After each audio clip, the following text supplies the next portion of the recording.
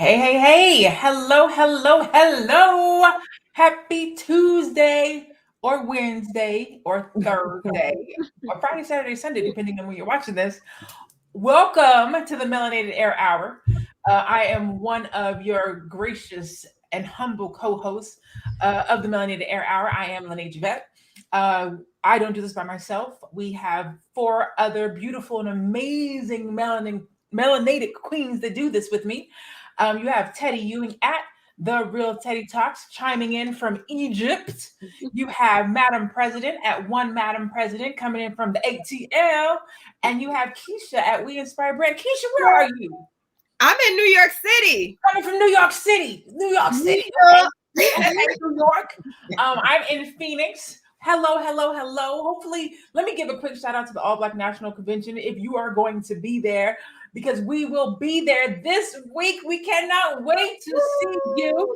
We're going to give y'all a shout out from Teddy, who will not be there with us. She will be there with us in spirit. Yes, I will. What's in spirit, but the rest of us will be at the All Black National Convention. If you are going to be there, please make sure that you see us, give us some love, shake our hand, tell us that you watched the show. We do this every Tuesday and Thursday at 2 o'clock p.m. Eastern. You can catch us on Fly Nubian Queen. We have our own YouTube page now, so you can actually go and like and subscribe and follow us on YouTube at the Melanated Air.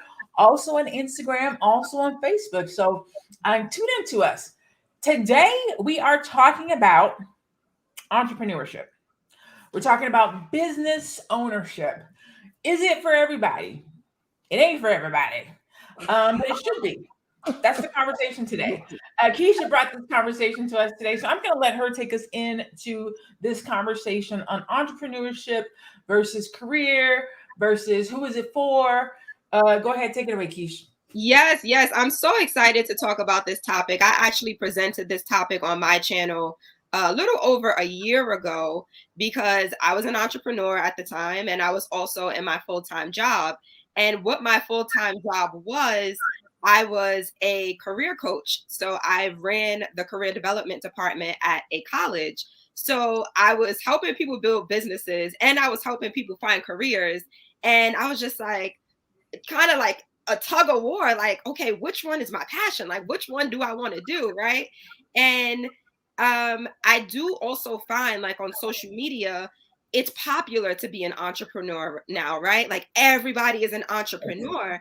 But in my mind, I don't think that everyone knows what it takes to be an entrepreneur. So we have a lot of aspiring entrepreneurs that see the glitz and the glamour on social media. They see people riding in these expensive cars and going on vacations, and it looks fun, right? But they don't see the nitty gritty. They don't see us staying up till 4 o'clock a.m. working on our business. They don't see us, having headaches and suffering from burnout if we're not careful, right? They don't see that side of entrepreneurship.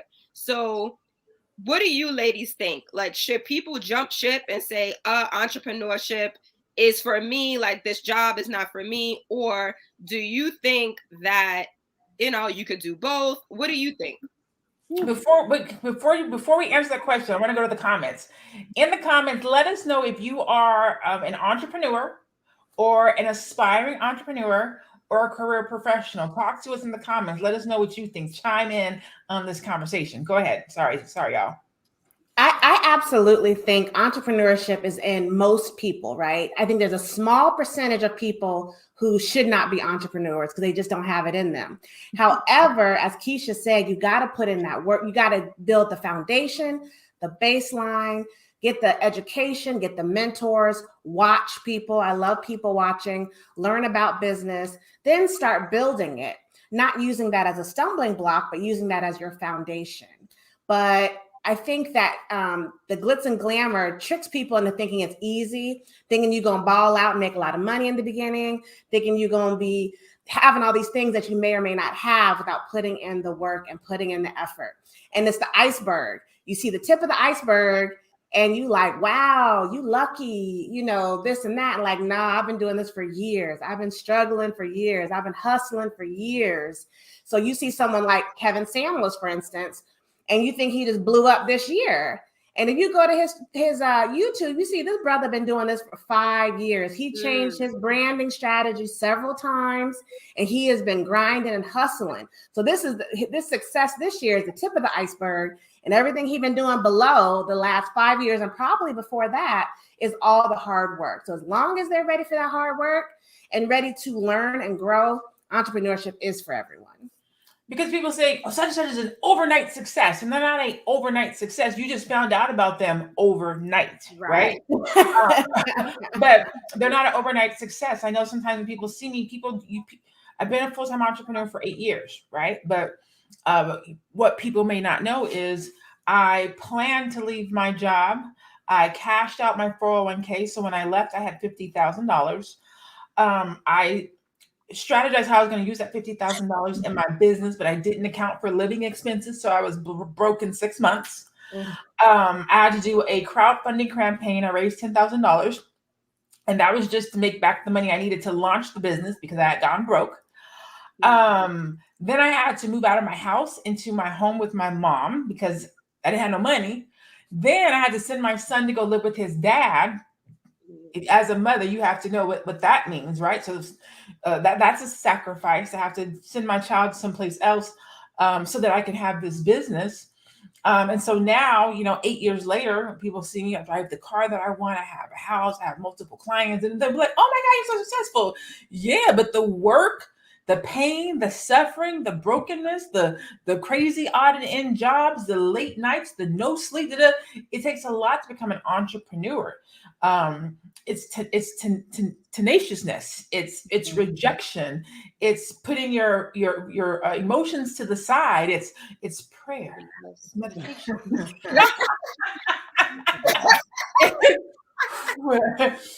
I know they better pay my invoice. You know what I'm saying? Like it's a lot that goes into being an entrepreneur. And you're right. A lot of times people see the influencer side or the social media side or the 15th picture that you took to make entrepreneurship look beautiful, but they're not necessarily prepared for what it takes to walk into being an entrepreneur. Exactly. Chanel, what was it like for you starting the Freedom Company and becoming an entrepreneur? Was it everything you dreamed of, or was it a little bit different? It was a little bit different. I'm still dreaming, okay? So one of the things that I noticed about entrepreneurship, and I think a lot of people who really don't understand the pathway and the journey between idea and execution.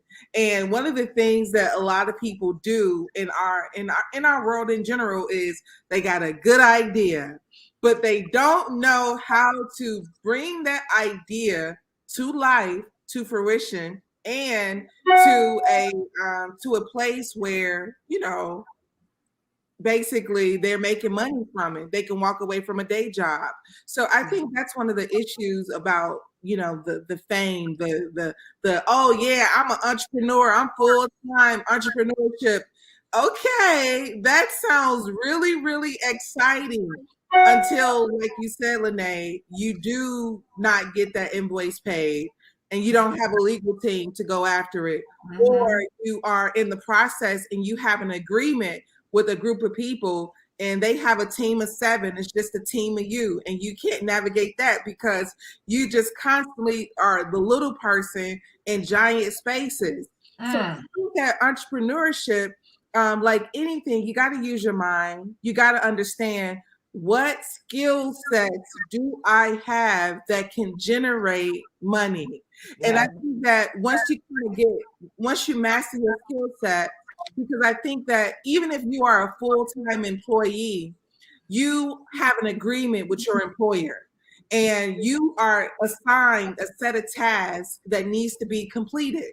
Now, what happens is when you some kind of way decide to do this for yourself, oh snap, you got to do these tasks. Nobody's checking in with you. Nobody's forcing you, telling you that these things have to be completed by a certain time.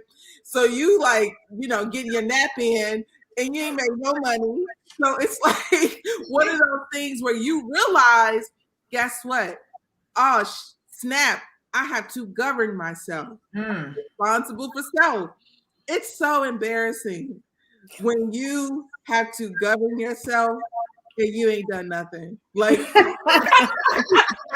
Late. it is a emotional. I mean, it's deranged. You'd be like, wow. Meanwhile, when I had an overseer looking over my shoulder, I was knocking stuff out left and right. That's what it is. That is exactly it. That you will hustle hard for that JOB. You will hustle hard. I don't think. Oh, go ahead. I'm gonna pass the mic, but I would say that mind shift of entrepreneurship is so essential in order for you to do. And I'm not a big fan of Kevin Samuels, but guess what? We can't deny consistency. Nobody can deny, why some people have a large following, and some people don't. When you stick with it, this is what happens. People find you.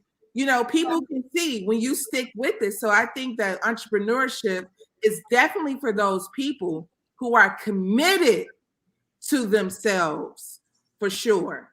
Yes. And I was going to say something similar to the comment Channing Lynch just made. I was going to say, I don't think entrepreneurship is for everybody. I don't think entrepreneurship is for a lot of people. I don't think entrepreneurship is for some entrepreneurs.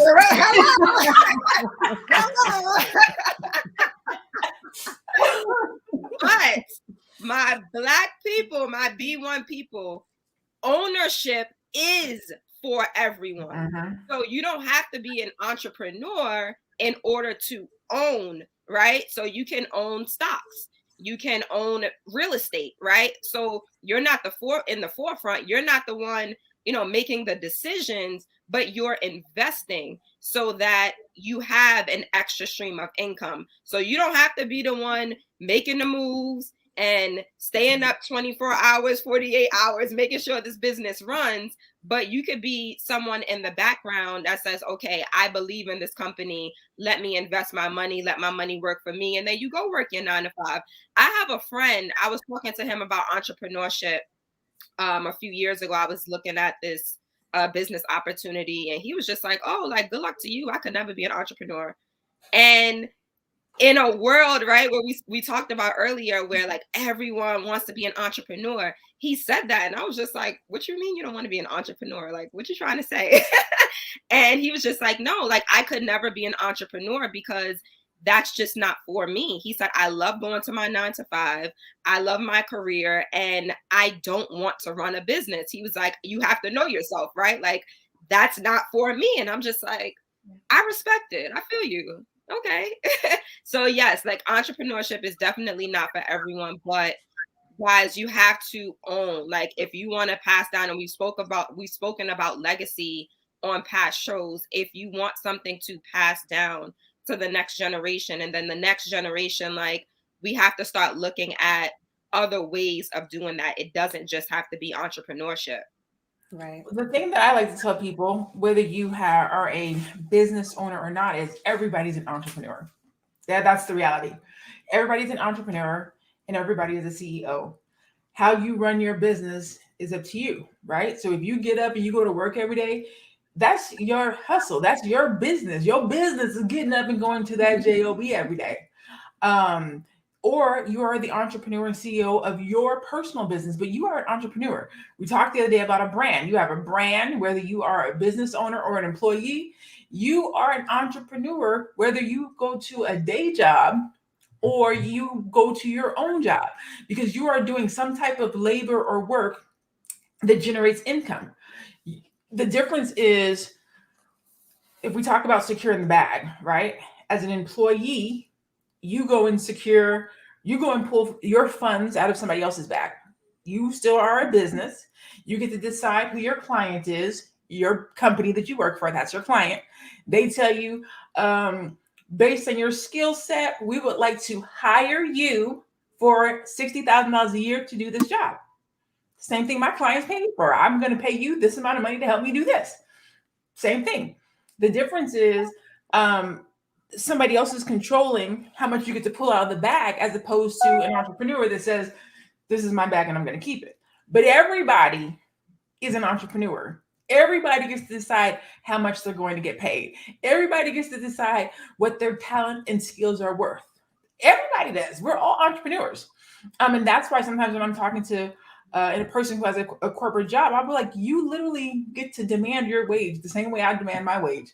You get to look at your skill set and say, this in particular client job is not paying me what I'm worth, what I deserve. So let me go find another client job to get paid what I'm worth. So if you even looking at your corporate job, if you look at that from the entrepreneur perspective, that's your client. And if your client ain't acting right and treating you right, go get you a new client, find you a new job, use your skill sets, present yourself in a different way, and get paid what you're worth. But we have to have, like what you said, ownership mentality. If you walk into your job, oh, this is the only job I have. This is the only person or only company that's going to pay me. I wish I would look at my clients and be like, this is all you're going to pay me. And that's not any shade. It's just a different mindset as an entrepreneur. But you can literally use that entrepreneur mindset in your corporate job. Like, I wish you would try to not pay me my worth. That's it. I want everyone in the comments to let me know one time you were paid for something that you were good at, but you didn't expect the money. So whether you know how to set up audio visual, you can put flat screens on walls, whether you do some pressure washing on the side, you go to the farmer's market on the weekend, let me know when you've got paid for something that you really do it because you enjoy it, not because you want the money. And once you do that and you think back to doing that, I want you to realize that we all have it. That multiple streams is so important. All of you are good at something. And that something is something that other people are probably not good at. So you can always sell your talents. You can sell your joys.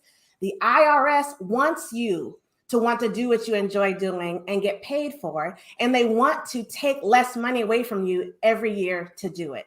So this isn't just about how you see yourself and how you feel yourself. Because once you are a business, there are tax advantages. Now, I'm not a tax professional. You need to find one, CPA, tax lawyer, whatever. But I've been doing my taxes a long time. And through all of my businesses, I see that tax benefit and it is huge. Even the MLMs. I'm not a big MLM fan. Multi-level marketing, the Mary Kay, Amway, TLC, it's endless. It's endless. Travel, like all those things. But I started off with those because as soon as I started selling Mary Kay, I would make a tiny order, and then I could start deducting my office, my cell phone bill, any office supplies. If I want a new laptop, all of that I was able to deduct from my taxes. So that's the first point. Please take that. Think of what you're good at and think about how it doesn't have to be a business. And back to what Keisha said, if you want to be an angel investor, you want to be a venture capitalist, you don't see yourself in the forefront, that's fine. If you're giving people money to start their businesses, then you probably should have some kind of legal structure. You probably do need an LLC so that money flows through that. So you're still an entrepreneur. Even if you're a silent partner, even if you're on the backside of it, you can still get that money and take advantage of those tax breaks. And that's really what, for me, it breaks down to is don't be naive to think that you can't do something. And there are people that are capitalizing on it can do that. They just know a little more about the business and the money side than you do. So learn that, and then you can blow up. And like she said, a little more. Like she said, it's a little more. You would be amazed. So you guys are posting some really good comments. So I'm actually going to go to the comments so we can answer some of the questions that are in the comments. Before I do that, I'm going to reset the room. If you're just tuning in, this is the Melanated Air Hour. We do this every Tuesday and Thursday. 4 or 5 of us get together, melanated complexion, talking about life, usually from a business perspective. We can catch us on Tuesdays and Thursdays right here on the Melanated Air Hour. So I'm going to go to Natasha C. Perkins. She says, what was the one thing that made you make the first step to your dream? I'm assuming she's talking about stepping out and becoming an entrepreneur. What was the one thing that made you step out and become an entrepreneur? I'm just going to say that I'm an entrepreneur. I'm a corporatepreneur. I still have a 9 to 9. I still have a 9 to 9. She said 9 to 9, not 9 to 5. 9 to 5. Y'all Yeah. keep that, right? So here's one of the things that I will say, what has started to entice my no. I've gotten calls for other opportunities that's within my day job. And I've been positioned to say no a little bit more.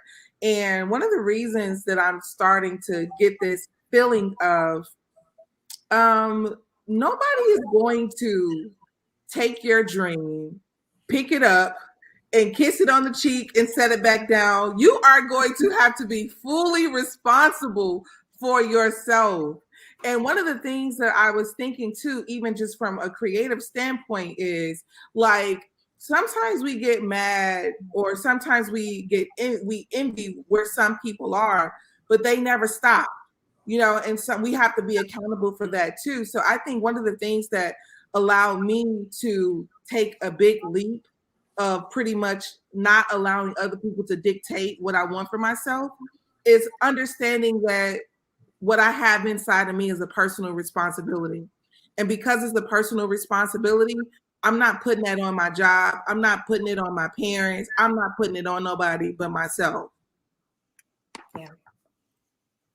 I think for me, I just did it. Like, I've always been an entrepreneur at heart. I always knew that I wanted to run my own business, and I did not want to work a 9 to 5 forever. So as early as junior high school, I knew like that's what I wanted to do. So for me, it was kind of dibbling and dabbling in different things until I found my thing that I was going to be consistent with.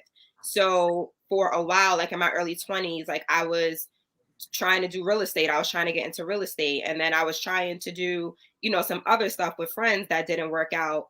And mainly because we were like just overthinking, right? Like there are businesses that are so successful now off of the idea. And I remember we spoke about like, what is an idea worth off of an idea that we had 10 plus years ago. So 10 plus years ago, me and a group of friends, we were talking about promoting Black-owned businesses. So getting a whole bunch of Black-owned businesses together and then them paying us to promote them. And now I see all these pages on social media that do it, right? So had we just been consistent with our idea, did more research, right? Did more research, educated ourselves, because we were trying to do it on our own, but none of us knew what we were doing. Had we did that, like we would have been so successful in that business. Like I have no doubt that we would have been. And then, fast forward to a few years ago, it was my t-shirts. So like, I just wanted a way to inspire and empower the Black community through positive affirmations. And I said, hey, I could do that on t-shirts. So for me, and I speak about this all the time, you need to discover your purpose. So before even going out there and saying like, oh yeah, I want to do this because I want to make money. Like, no, like, what is your purpose? What is your passion? What is that deeper meaning? For me, it was inspiring and empowering my people. And I'm like, okay, well, how can I do this, right? Because when you know your why, then you can ask how. And then when you ask how you can do it, then you start educating yourself on how you can build that business. So for me, it was the t-shirts, inspiration to my community, and then building from there. And like I said, being consistent. Like you have to be consistent. That is I think you ultimately know in your gut. There's something in you, right? You ultimately know. It's whether or not you're going to actually follow through on it. When I started going to college, I knew I was taking business classes. I didn't know what they were for. I always knew I never had a job more than 2 years. Never, not one job in all my life. I could not hold a job longer than 2 years.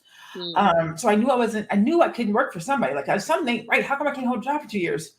Until my last gig, which was where I got my bachelor's degree and my master's degree. And I was like, you know what? I think I'm gonna try to become an entrepreneur. But I will tell you, and this is way too much information, but I'm gonna try to make a short story even shorter. Something in my gut was like, you need to change. You need to make some changes. So I cut my hair. My hair was like this long. I cut it like up to here. And I was like, okay, I made a change. And my spirit was like, no, boo, that's not it. I was like, what is it? So I got a breast reduction. And I was like, okay, well, maybe my back is hurt. I've got breast reduction. No, boo, that's not it. And then one day I was like, I'm gonna leave my job. Like, just, I can't even, it was transcending, I guess that's the right word, where literally it was an out of body experience when I came to the decision to leave my job, and it just clicked and it made sense. And I haven't looked back. So the easy answer is you already know. You just have to trust that and trust yourself. Because I think people struggle with not really knowing and trusting that entrepreneurship is for them. And if you don't know, you won't jump all the way in. You won't get the training. You won't get a mentor. You won't get coaching. You won't find out how to bring that thing to existence because you're not trusting that this is what you're supposed to be doing. So you don't go all in. But if you go all in, sacrifice doesn't hurt you. Going without doesn't hurt you. Not getting your nails, not traveling, not having the funds. It's all part of the game. And it doesn't weigh on you or take a toll on you, but you have to be sold out to whatever that thing is that you want to jump into. Teddy, did you want to add something or go to the next question? Just real quick, I want to say that, so I've been doing the same job for 24 years, so different than Renee. And several years ago, I knew, because being in the military, you get the advantage of knowing at 20 years, you get to retire and you get a check for the rest of your life. So I always had that security there, right? But I knew I wanted to do more. I wanted to be more. And then I knew that people around me, as you say in the comments, a lot of people, they said they just don't think they can do it. They don't know how. What are the resources? I said, that's going to be my business. Is I'm going to help people figure out how to start their businesses. I'm going to be that person that they can come to that has the education in the background, that has the degrees, that has the platform, and I can help you talk out your idea. And guess what? I'll sign an NDA because I ain't going to do that work for you. I don't want your idea. I'm not going to blow you up because I'm doing other things, right? So that's another problem. People don't want to share their dream. They don't want to share their ideas. So they're holding it too tight. Don't even want to tell your sister or your mama. And then nobody's helping you grow it and build it. So I knew I wanted to help people start businesses. TheRealTeddyTalks.com is a 1-year strategy to build side businesses. So if you want to do a side hustle, you want to go to full-time hustle, that is what it is. That is what I do. And I'm following my own strategy because I saw someone else post that they were making 6 figures, I think it was. It's already off the screen. They're like, so entice them, I think is what it said. And you can do it. You can make 6 figures in your side business, or you're in your side business or switching to it full time. But you have to know what you want. You have to know how to get it, and you have to build your customers. And if you're not willing to do that, that money is not going to just fall in your lap. You have to work hard and you got to hustle at it, and that will happen for you. But you grind. And if you look at all 4 of us, and even Faye Bishop, who's not on here, we all doing it. We're doing it big. We are posting. We are creating courses. We're offering consultations. We're coming up with packages and deals, going to all Black national conventions. We are speaking. We're on various platforms. Like, that don't happen overnight. Right. And I'm still working my 9 to 9, and so is my president. We both got our 9 to 9s in addition to this. So that's even an extra layer of hard work. Put in the time and you can make it happen. Absolutely. All right. So we have about 20-30 minutes left. I want to get to as many of your guys' questions as possible. So I'm going to ask my co-host and myself included. We're going to try to keep our answers a little bit short and concise so that we can get to as many questions as possible, because you guys are asking some really, really, really good questions that I feel like our community needs to have answered and addressed. And I'm glad that you guys are here with us today, trusting us to give you these answers. So even that was too long. So let me get to the question. Chino, I apologize if I messed your name up. Chinoy Weeks. How do you know what you want to sell or what your service is going to be? I'll take it since nobody started with. I would say talent and or skill. I actually walk my clients. So sometimes people will come to me and say, I want to start a business, but I don't know what to do. So we'll usually walk through what are some experience. Either what is something that you're good at, something that you think you can sell, a talent or a skill, right? So sometimes people will sell a service. So I sell my intellectual property. My mind is what makes me money. I'm a strategist, right? I am good at coming up with strategies. So that is what I sell. Somebody else might not be good at that. And they say, I want to have a product. Okay, cool. What type of product do you want to sell? What is something that you use in your everyday life? What is something that you can incorporate? So there's a variety of different ways of coming up with something that you can sell. I usually say that people go into business for one of three things: purpose, passion, or profit. If you're lucky, you get to do all three. Yeah. So a lot of times people will have something that they're passionate about. I really want to save the whales. I love walking dogs. I'm passionate about this and I would do it for free. That's cool, because a lot of times you don't get paid for passion. It's unfortunate, but you don't. Mm-hmm. Or there's a purpose, right? Something has to happen. There's this grandiose purpose that somebody has to make a house. Like, we have to have houses overhead. There's a purpose for that. And so somebody will say, I'm going to start a construction company because there's a purpose. Houses have to get built. Buildings have to get built. And you're going to get paid if you're doing something that there's a purpose. Other people are going to business for profit, right? You have a lot of people that are becoming realtors right now because the real estate game is booming. So whether they like it or not, they see that there's money there. And so they'll start a business around that. Again, if you're lucky, you'll find something that you're passionate about that has a purpose and you can profit from it. Hello, that's what I do. So that's the goal, but there's a variety of different ways to get there. Yep. Everybody get that answer? Yeah. Okay. I think that filled it up. Okay. Ryan says, I'm having a difficult time for people to support my business. This is why many that I know are reluctant to start a business. We refuse to support each other. Ooh, who wants to take Go outside your circle, Ryan. Yes. Stop looking for the people closest to you to help you blow up. I won't say they won't do it. Some of you are lucky and you have that supportive network right there close to you. But for most of us, my biggest riders are people I've never met. I've met them through my platform, through their comments on my YouTube videos, people who bought my courses. So cut the attachment, cut that umbilical cord to those closest to you, and find your tribe. Find your people, find the people that love you, your service, what you're selling, and then focus on them. That's your new persona. Talk to that person who fills up that crowd, start selling to them. Then when you start blowing up over there, your friends and family are going to follow up right behind them, and your neighbors and people in your town. So you might have to leave them behind. I mean, no shade, no hate, but you're going on to bigger and better things with different people who are going to support you and pay $75 for your sweatshirt because they think it's worth that, versus someone saying, "Ooh, that's too high." Well, then don't buy it. It ain't for you. Okay. Right. That's okay. Right. And can I add, look, I just want to say shout out to my family and friends, because those are like some of my biggest supporters. So I am blessed and lucky to have that.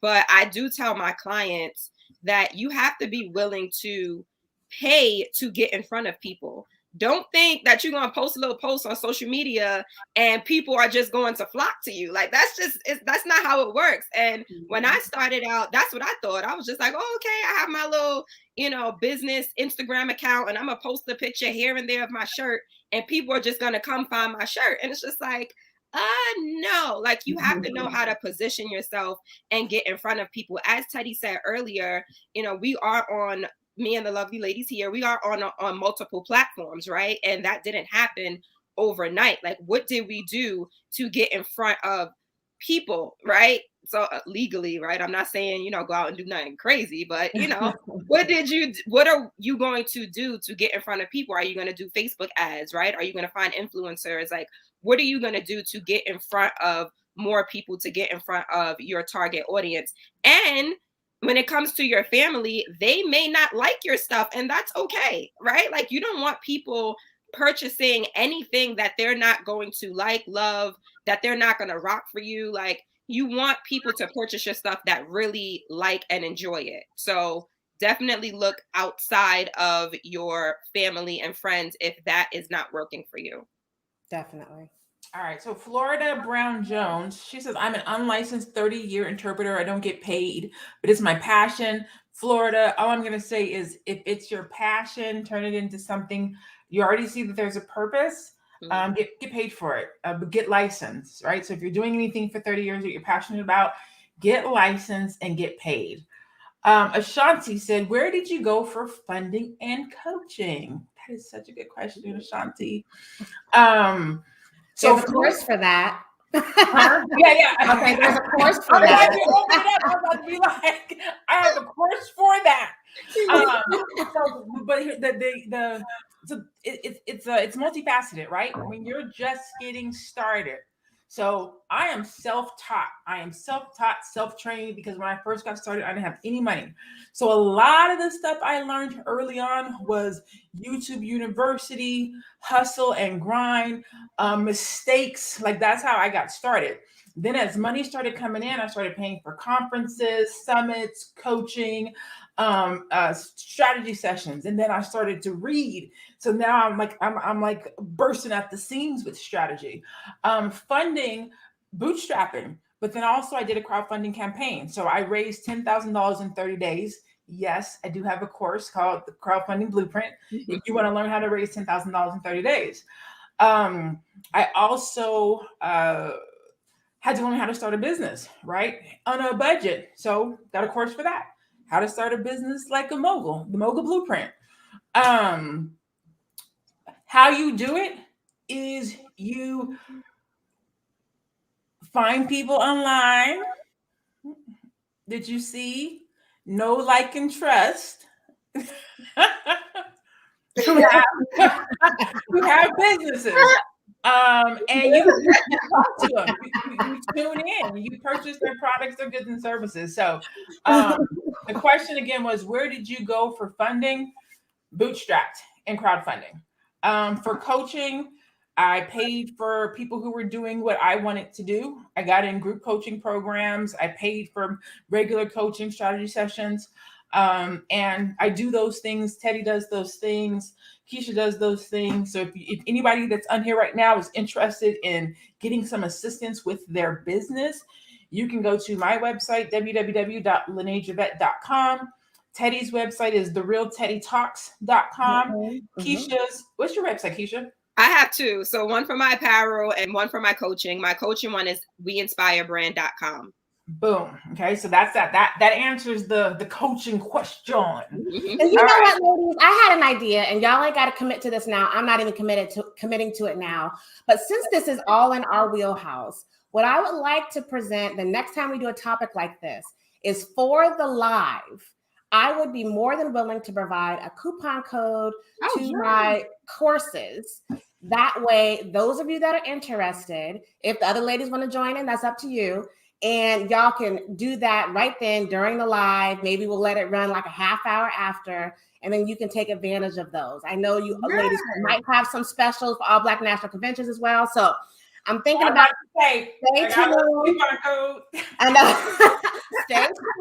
We'll do that. We'll advertise. I don't know. I'm going to advertise. It's going to be live. So if you're watching live, you catch it. If you ain't, you're going to miss it. But yeah. So that means you need to be tuned in. Make sure you like, subscribe, hit the notification button. Go follow each of us on our social media right now so that you know when we have this conversation so you can get tuned in. Okay, get tuned in. And I'll let you know. I'm going to offer a coupon code on this live at this time. So be following us and you'll get the notification. I love that idea. Find out.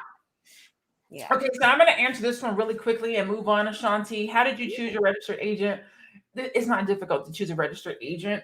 Most states have registered agent companies. They're like $40, maybe $90 for the year. Yep. Super easy. It's not anything that to stress over. Find one in your state, sign up, and keep it moving. Very easy. So we're not going to harp on that one. Do we have more questions? Because I actually have a question that I would after this one, I guess. Yeah, let me see. How do you gain a routine for staying on track and not getting off track? I guess that's a question. If somebody wants to take that.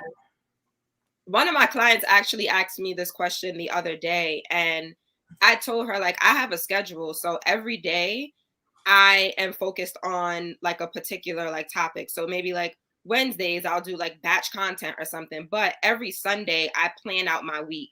So I know what I am going to be posting on social media. I know what I, have to do during the week. And, sometimes things don't get done, right? That's the reality of the situation. But look at what's priority for you and your business, during that day. And then, focus on that. So every Sunday, like I said, I plan out my week, everything that I need to get done for that week. And I split it up into the days of the week.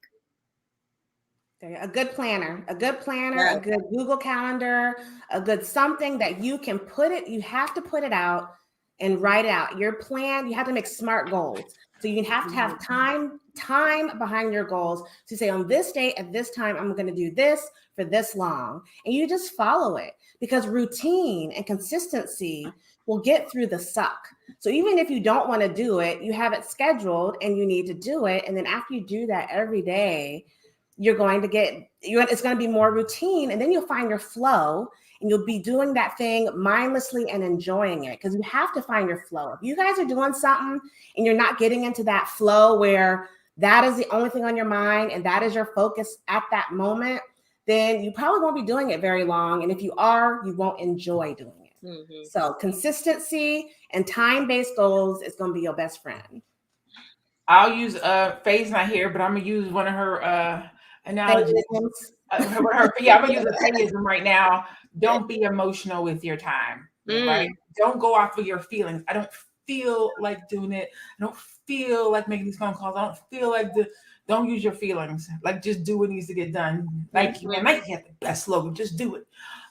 Literally, just do it, whether you feel like it or not, because you're not gonna feel like doing none of this. I don't feel like writing my dissertation right now. I don't feel like fighting this natural hair to try to get it into the ponytail so that I can drive with y'all. I don't feel like, you know what I'm saying? Like, if I only did what I felt like, I would be butt naked talking to y'all right now. like we just gonna be transparent today. So don't rely on your emotions. They will betray you. Yes. Yeah. Go ahead, Keisha. You said you had a question. Okay. So you guys know, like, we're all entrepreneurs, right? And all right. So would you, or do you want your partner, Teddy, I know that you are married, but do you want your partner to be an entrepreneur as well? Or can your partner have a 9-to-5? Good question. This is a good question. I'll answer real quick. I will say that I definitely, me and my husband like jive, like we are connected. So I like to do things together, right?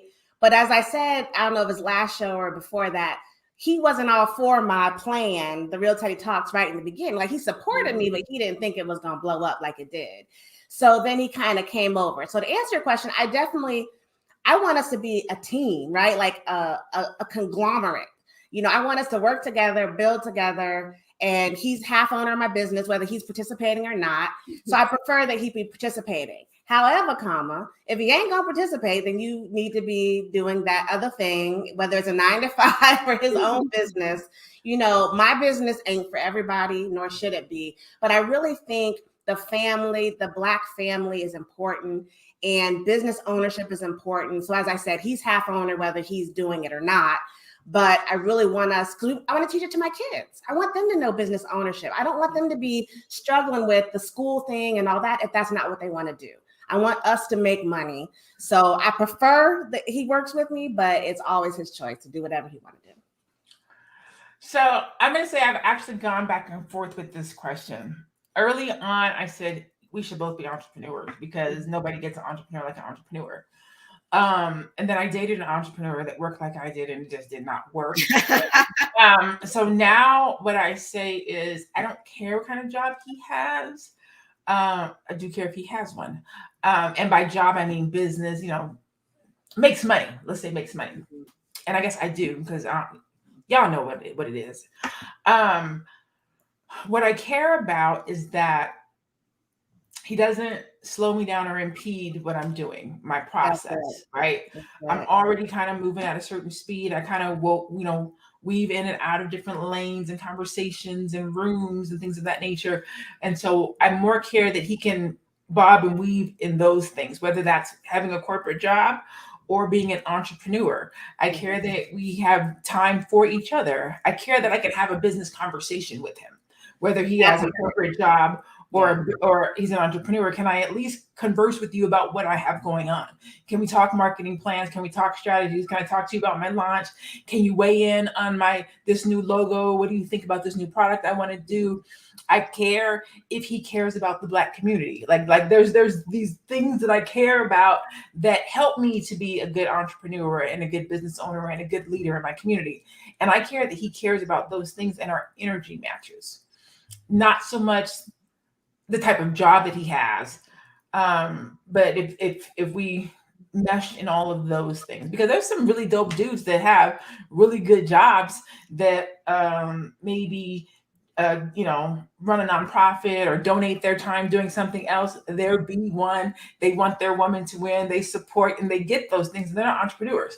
So I don't think you have to be an entrepreneur, but I think you have to know how to love an entrepreneur and how to support an entrepreneur and how to let them do what they do. It can't be, you were just out, you were just here, you were doing that, you were always traveling, you were always on a plane. I am. And I'm going to keep doing it. You want to ride, boo? You want to go? Like, let's go. Like they paying for the room. Let's go. That's what I want. Somebody that's like, hey, let's go. Right. It seems like I'm wondering, is the question like, is this person going to lack if they're not an entrepreneur or if they are a 9 to 5 or something like that? Because what I think is, if you're an entrepreneur and the person that you're seeing or you are heavily interested in and you guys are in some kind of partnership, then I think whatever works. It's wonderful when you meet somebody who gets what you're doing. Oh man, you're ordering, say for instance, if I'm an interior decorator and I meet somebody and they're into construction, that's a wonderful pair, I think what happens is, we're under the impression that we can get people on the opposite end of the spectrum and we can all just make things work when we're just totally living and doing everything completely opposite of what we both desire. So I think, the question is, can a person date an entrepreneur? Not pretty much can an entrepreneur date a person who's not an entrepreneur. I think an entrepreneur can date probably anybody because they're used to handling, managing, and a good entrepreneur anyway. Yeah. Handling, managing, negotiating, also compromising. So I don't think it would be difficult if you're an even-minded person and you can do that and have that approach. But can a person, like you say, Lene, can they handle the weight of being unavailable, quick changes, clients saying, hey, we're going to start completely over in the middle of an anniversary dinner, like I'm imagining that these are some of the things that people who have a successful business have to deal with. But I don't think what a person's occupation, I don't know if it plays a bigger role into the role of them wanting to be with you in general. Like whatever you are, if we're committed to making this work. And maybe I've been reading too much fairy tale stuff, but if you have some kind of commitment to making it work, then I don't really feel like what your occupation will matter. But you got to be doing something, like you said. Right. Look, some of that is boundaries. Like the point, this specifically to the point you just made. Some of that is boundaries. A lot of times when you're a startup entrepreneur, you're just getting started. Your boundaries are jacked up. You're jumping through hoops. You're doing a lot, so you're really unavailable. As you build your business, and one of the things I teach my clients right now is build your business with the end in mind. Do not start your business doing too much and with loosey-goosey boundaries, because your clients and customers will assume that that's how you run your business. So when you go to tighten those reins, they don't know what to do because you're giving them so much access to you. Yeah, I want to get Fanetta's question. Wait, no. I want to address that. I'm getting to that because I definitely. I'm literally going into that one, but I wanted to hit that one first on boundaries because I saw it, and so I'm assuming she's asking me based on what I said. So I definitely want to address this because I get this question all the time. So Fanetta asked, no disrespect or pun intended, where does everything you just said leave room for him to be the man that God has called him to be? Just asking a question, no disrespect. I get this question, not like this, but I get it a lot. I get it from men and I get it from women. And not just me, a couple of other women that I know who roll in the circle that I roll with or roll the way that I roll. And it's a very, I don't want to say discouraging question, but it always rubs me weird because I feel like the assumption is that there has to be room left for a man where, and I'm gonna try to say this in a way that's not disrespectful, mean, or rude, but I take care of myself. I'm good. Like I am good, right? The role or the thing, how men look at relationship is, in my humble opinion, right? The breadwinner. I got to be there to take care of you. I got to be there to pay bills. And those are not necessarily the things that I need. I like those things. I would love for a man to come and pay my bills and do those things, but I don't necessarily need those things because I do them. So the things that I look forward to and for in a man, they're priceless stuff. It's not the things that you would consider, she needs a man to do that. No, I need a man to rub my back at the end of the day, to talk about my business with, to help me to stay calm and cool, collective, to not go crazy, to hold my hand when I walk on the beach, to travel with me, to hold my hand. Like, it's priceless stuff. Paying my bills is cool, but because I can do that myself, it's not mandatory. It would be nice, teamwork makes the dream work. We build an empire together. Those things are cool, but it's the priceless stuff that I pray for when I'm praying to God about my husband. It's the stuff that I can't do for myself.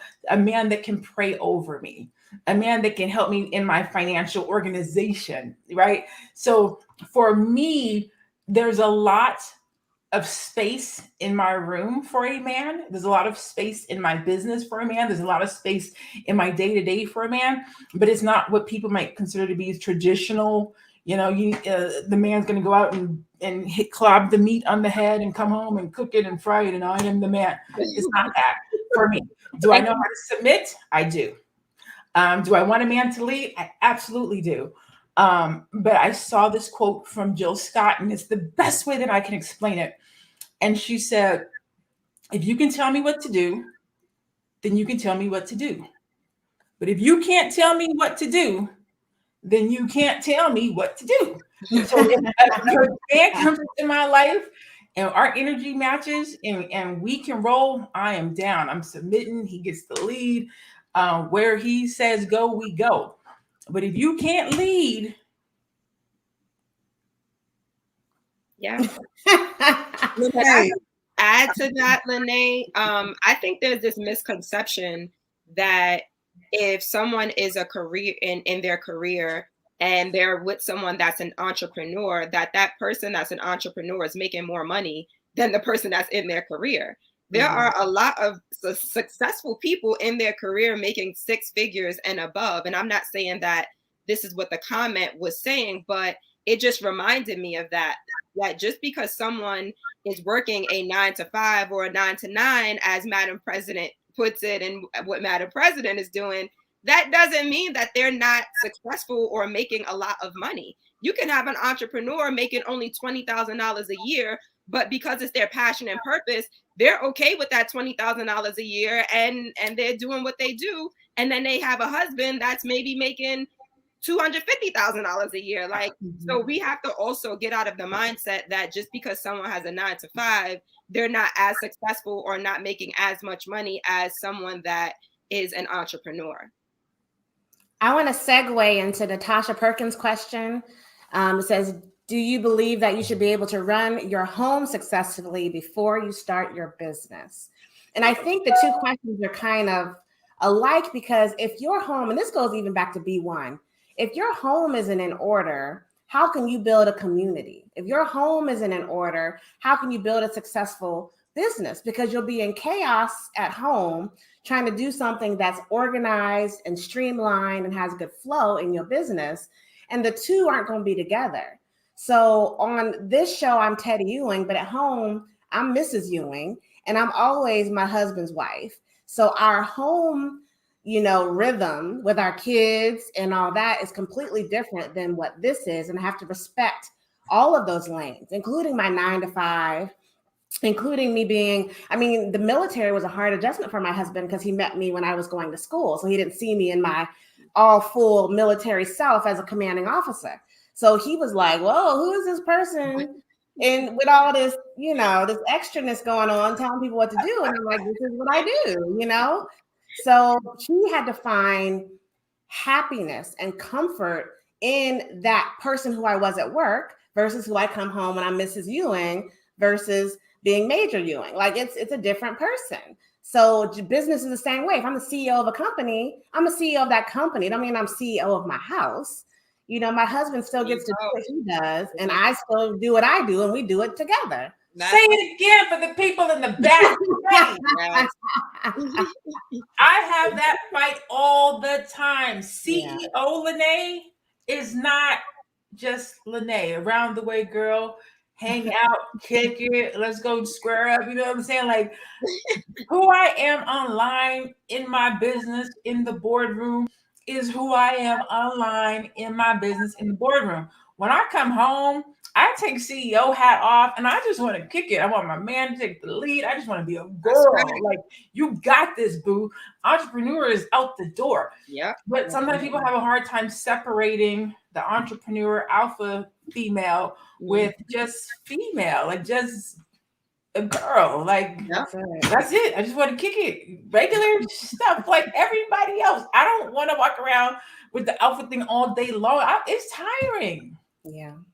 Mm-mm. And while we're on the topic, I am looking for a husband.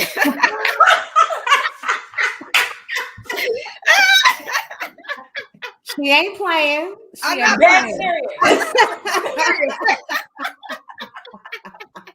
If you know, okay, so before we go out, before we close, we're going to do this because there's enough of y'all on here. So, Keisha, tell the people what you're looking for.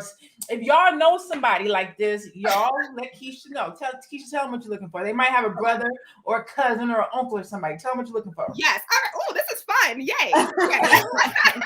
I need someone that is B1 first and foremost. Like, he has to be for his Black community. He has to want to empower, inspire the Black community, uplift the Black community in some way.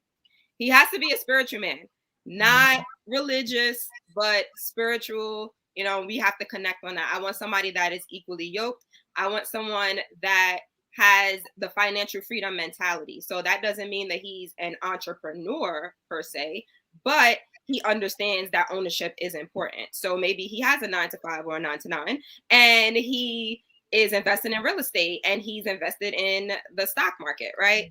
I want someone who understands me culturally. So just because you are Black, right, it doesn't mean that you get me and my culture. It doesn't mean that we're going to vibe out and slow dance to R&B music. And that's what I want. Like, put on some Jodeci for me, okay?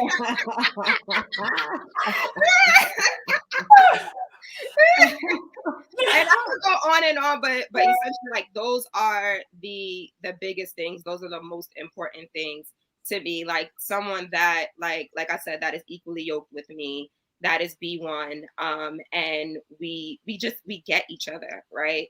And he has to love to travel as well. Just putting that out there. And he has to be affectionate. Like, don't be, oh yeah, no, you have to love me, right? I'm delicate. I'm a woman. I'm feminine. And if he has a brother,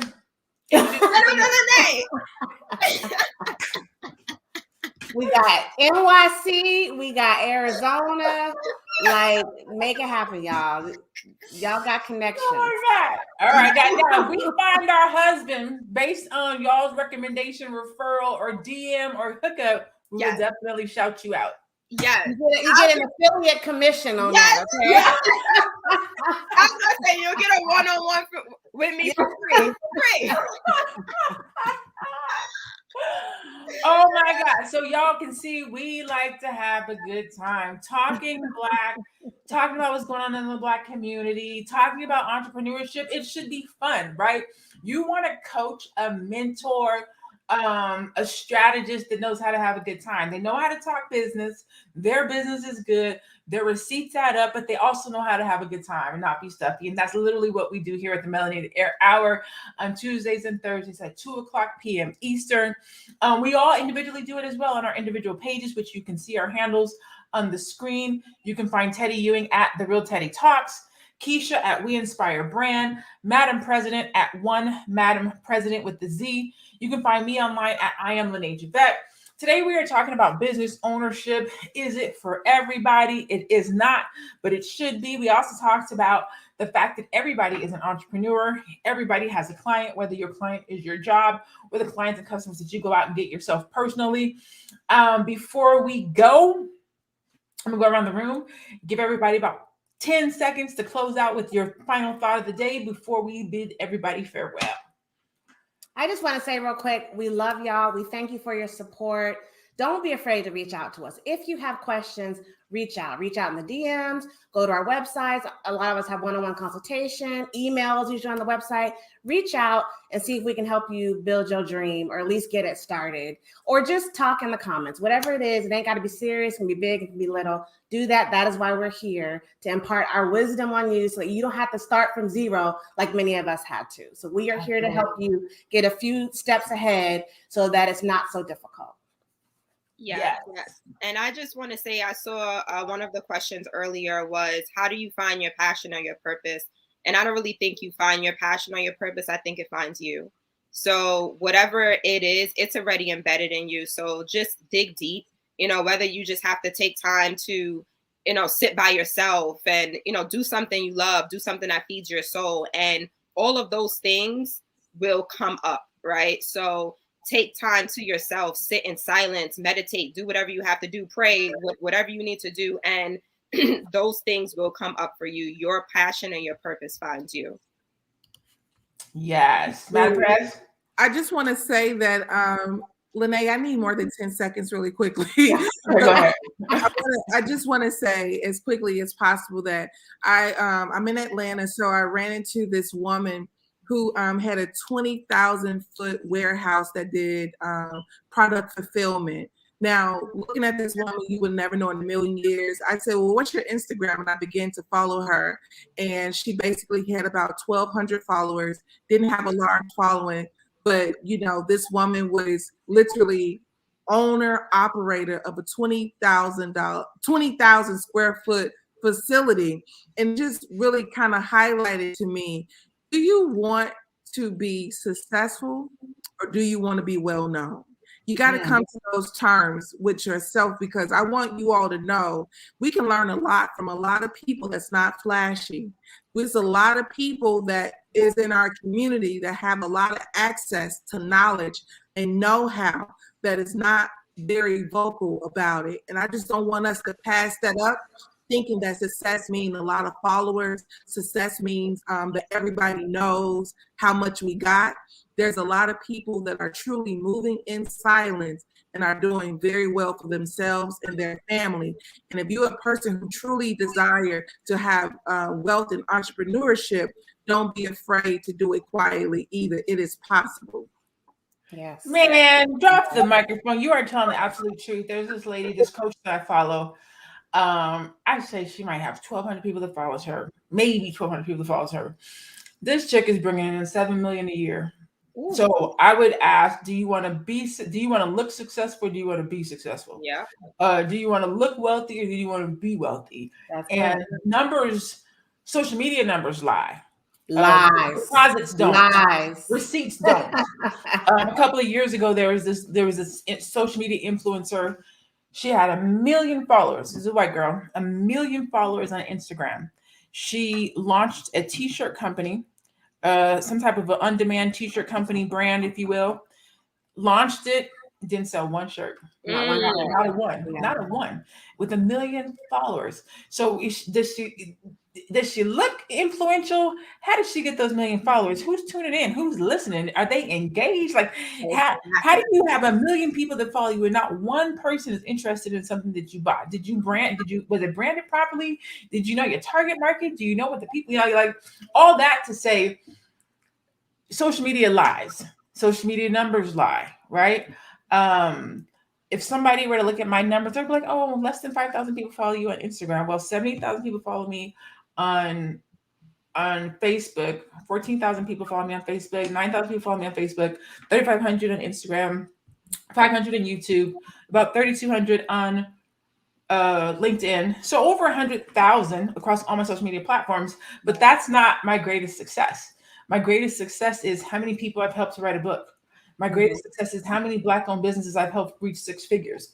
My greatest successes are how many Black-owned businesses I've helped to launch a business. Like my successes, you don't even know if you're looking at those numbers because those numbers don't relate what real success looks like. So just be cognitive of that as you're deciding who you want to work with.